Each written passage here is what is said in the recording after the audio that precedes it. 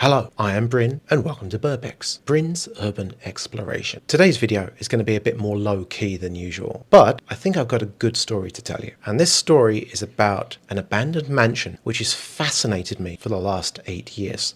I've lived in Shanghai for 8 years, and this mansion was basically one of the first places that I explored in Shanghai when I first moved here. So I've got a little bit of an emotional connection with this place. I used to live quite close to one of the oldest shopping streets in Shanghai, which is called Huaihai Middle Road. And off this middle road, there's all these like alleyway communities, which have been around since probably like the 1920s. They weren't anything special these days, but they kind of have a character about them. I used to go exploring those alleyways on a regular basis. You would see old ladies hanging out their laundry. You would see children playing football. You would hear old men smoking a cigarette and gossiping about their neighbors. Right at the heart of one of these neighborhoods, I found an abandoned mansion. Correction, I found a mansion which was not yet abandoned because it looked abandoned, but it was actually full of people. So at that time I went in to have an explore. And I actually made a video about that maybe 7 years ago. The thing is, recently I went back to that neighborhood and the neighborhood was completely empty. It's quite a large neighborhood and it's completely empty. All the old ladies, all the old men, the children, everyone is gone. There's not even underwear hanging off lines anymore. It felt like part of my experience of Shanghai had been taken away from me. But the mansion was still there. And for the first time, I was really able to get in there and explore it on my own terms because it was completely empty now. This mansion was actually built in the 1920s. And it's an Art Deco mansion. And it looks a lot like Art Deco mansions you might find in Paris or New York. It's got a certain feeling about it, which is very representative of that era in Shanghai, like the 1920s, the 1930s. There is actually an inscription on the wall on the outside of the building. It says that this building was built in 民国年3年, which means the Republic of China year 23, which means it was built in 1934. And it also says it was built in 癸酉, which is 1933, the year of the rooster. And it also says that it was dedicated on Double Ninth Festival, 重九, which actually comes up at the end of this month. However, I feel like this building wasn't actually built in the 1930s, but dedicated in the 1930s. I believe it was built in the 1920s. One of the things that fascinated me about this mansion to begin with, and something that I tried to decode for a long time, was the inscription on the outside. You might be familiar with Chinese feng shui, and on the surface, feng shui just seems to be about like where you put your furniture in your room and whether the doors are swing open in or out, but it's actually almost quite scientific, even if that seems like quite a contradiction. There were some feng shui symbols written on one of these walls which I couldn't understand. I became a little bit obsessed with decoding them. Remember, this was like 8 years ago. Look, let me see if I can find my notebook and I will show you. Oh my god, just seeing behind the scenes now. It's such a mess in here. I think it's that notebook. One of my old notebooks, and let me just go to the relevant page. I'm a big note taker. Aha. And you can see that in my notebook, I actually copied down some of these symbols. And even though I could understand individual words, I had no idea what it all meant in context. This bothered me a lot because I love code cracking. I think that's one of the reasons I like Chinese so much. And that always kind of sat at the back of my mind. However, when I recently visited this mansion and snuck in again, I took another look at the inscriptions. And now with AI, I was able to take a picture, put it into ChatGPT, and it actually told me the meaning. And I was so happy. That feeling when you break a code. So this was actually a dedication, probably in 1933, to kind of cleanse the house and bring prosperity to the house. Let me read it to you. It says, 云送龙，风送虎, which means clouds follow the dragon, winds follow the tiger. Now, this is a classic metaphor for prosperity, power, which means anyone that lived in this house would have prosperity and power. The next line is song feng, and that means the wind coming in from the Suzhou Creek. So this means like bringing in Shanghai's fortune and that the spirit is gathering here.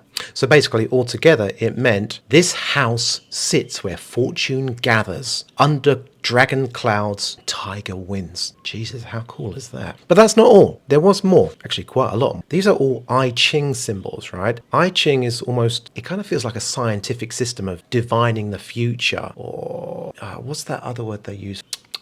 Geomancy. Geomancy is, I guess it's kind of like magic. And there were some symbols on there. So we got Gun, which means stability. Kun, which means longevity. Huo, which means recognition, status. Jing, that means the well. That means like a constant source of renewal. Feng means abundance, prosperity at full height. Shui, which is a water sign, adaptability and wisdom in danger. And so all of this together is like a cosmic insurance policy for the future of the mansion, which I thought was pretty cool. But then the other thing about the mansion is that in 1949, when the communists took power, they took this nationalist mansion and chopped it up into apartments and gave it to good communists and cadres. So, you know, like this beautiful mansion kind of became almost like a honeycomb of people. It became a very busy place. But before that date, you know, like between 1933 and 1949, it was actually the headquarters for the World Red Swastika Society. In Chinese, it's called 世界红丸子会. Pre-1936, before the Nazis came into power in Germany, the swastika in this form didn't really have any bad connotations. It was quite an auspicious symbol. It represented 10,000 and eternity. Nothing to do with Nazis at all. And actually, as you went around Shanghai in this period, you would have seen swastikas in Shanghai representing this charity. The charity doesn't exist anymore, but you can actually still see that it says on the wall here, 世界红丸子会 Shanghai branch, right? I got a little bit of pushback on Reddit about that. I posted a picture of this and I explained what was going on, and someone says, it was Red Cross. And I'm like, no, it's not Red Cross. And I'm like, it is Red Cross. You can see the comment that they left. But you cannot deny this. They wanted to rewrite history, these people, but it's literally carved into the building. You can tell it was the Red Swastika Society, not the Red Cross, which came later. By the way, if you're coming in here from Reddit, please tell me in the comments, which Reddit group are you coming in from? I love Reddit Abandoned, Reddit Urbex, Reddit Abandoned Porn, and many, many more. If you're from one of those, please drop a comment. Tell me where you're coming from. Well, that takes us to the next period, which kind of lasted up until 2022. In 2022, the neighborhood was actually cleared out for COVID on the premise that it was basically a slum. And to be honest, it kind of was a slum. There were outdoor toilets, but it was usually a pretty stinky place. Very lively place, but a bit stinky, and the hygiene wasn't great. But I think that this was really a pretext just to get rid of people out of this neighborhood so they could demolish it later. And that made me a bit sad, because when I'd been there before, there was actually this old lady who I met, and she told me that she'd actually been living in that place for 70 years. Basically, she was probably born and raised in that mansion, you know, like in that little area. She'd been living there for 70 years. I imagine that that old lady has been forcefully relocated and is either living in an old folks home or dead. So that's kind of sad.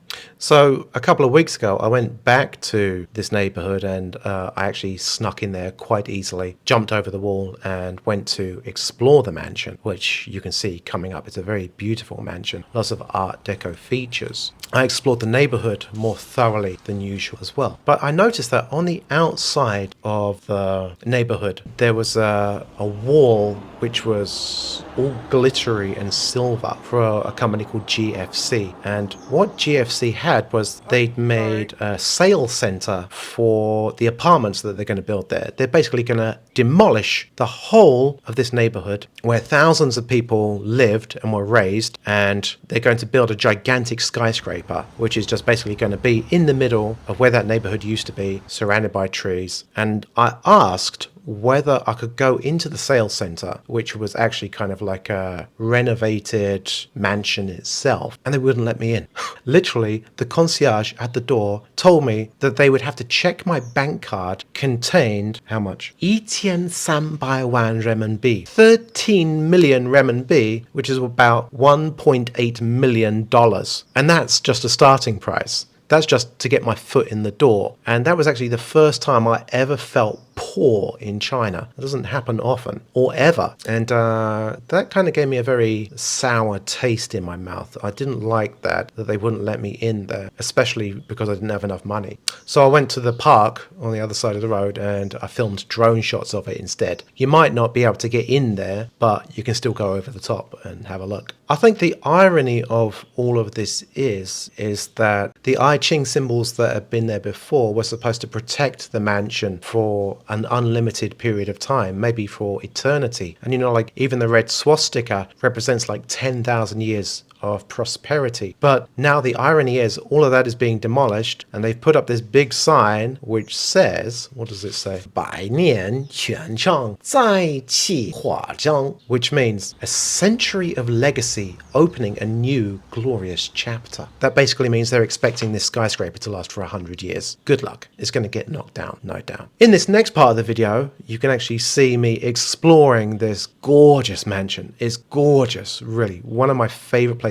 to explore. If you like this video, please leave a comment. The algorithm hates me. I'm not even joking. The algorithm takes a gigantic shit on my channel. I used to get like 3,000-4,000 views on videos. Now I get 300-400 if I'm lucky. So please, I'm not begging. If you like the videos, at least hit the like button and leave a comment and tell a friend. That would be great too. Anyway, I hope you liked this video, this kind of stripped back style of video, and I'll try to bring you more explorations coming up. Urbex season has begun. Autumn in Shanghai is great for urbex. All right, catch you in the next video.